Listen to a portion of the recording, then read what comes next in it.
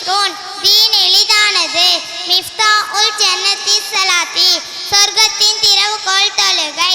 மன் கஷ்ஷஃப் அலைஷ மின்னா எவர் ஏமாற்றுவாரோ அவர் நம்மை சார்ந்தவர் அல்ல. அஸ்ஸலாமு கபுலல் கலாமி பேசும் முன் சலாம் கூறுங்கள். அலைக்கும் பிசிதிகி எப்போதும் உண்மையை பேசுங்கள்.